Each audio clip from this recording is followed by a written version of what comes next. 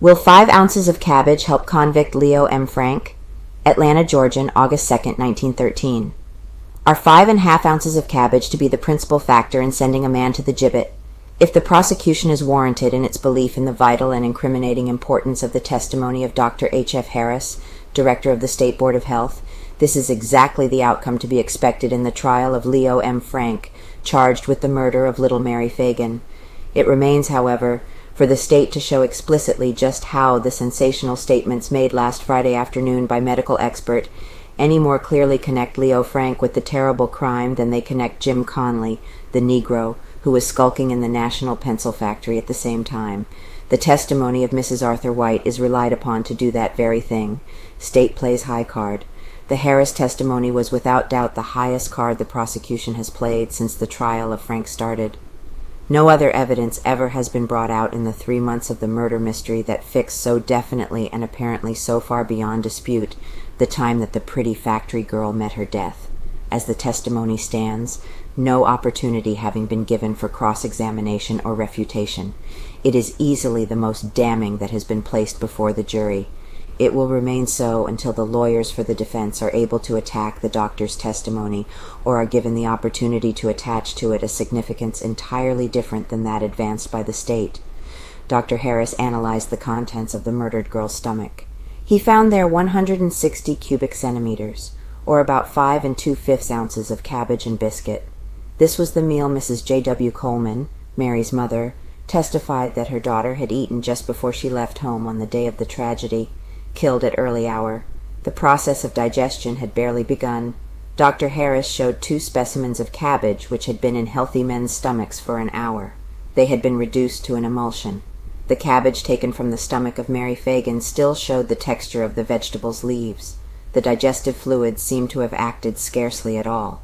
The presumption was, therefore, said Dr. Harris, that the little girl had met her death within half an hour after she had eaten the simple meal at her home to Bellwood and had left for the pencil factory. At the most, that was 3/4 of an hour. Dr. Harris gave his testimony with a professional assurance, the effect of which can be counteracted only by the uttermost skill of Luther Rosser and Reuben Arnold. He was positive that the girl was killed within a half or 3/4 of an hour after she had eaten. This meant that she was attacked and murdered between 12:05, which is about the time the state believes she entered the factory, and 12:20. It was at 12:05 that Montine Stover said she entered and found Frank absent from his office. Describes wounds vividly. The courtroom was hushed as Dr. Harris described the wounds of the girl in a manner that vividly portrayed the state's theory of how the girl met her death. She was attacked near the lathing machine. There was a struggle. Her assailant, infuriated at her resistance or fearful of the approach of persons, struck her fiercely over the right eye. Dr. Harris described the injury.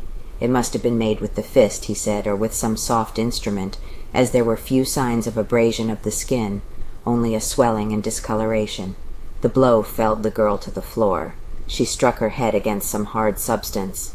Dr. Harris indicated this by testifying that the skin above the wound on the back of the head had been shoved upward slightly, a circumstance which would hardly have obtained had the blow on the back of the head been delivered by a club or other instrument. Strangulation indicated. Further to clinch the state's indictment, charging strangulation, Dr. Harris was positive that the blow on the back of the head could not have caused death.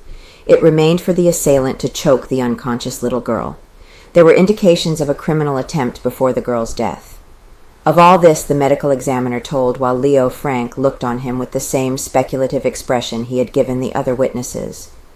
The accused showed neither by the flicker of an eyelid nor the paling of a cheek that the graphic reproduction of what the state regarded as the circumstances of the gruesome crime had affected him in the least.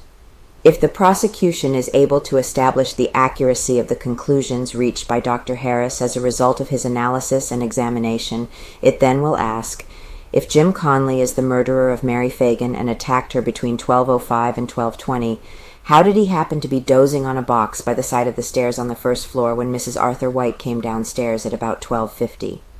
As it stands, the testimony of Dr. Harris not by any means conclusive. It is, however, far the most damaging evidence that has been submitted. An interested public is awaiting the answer that the defense will make.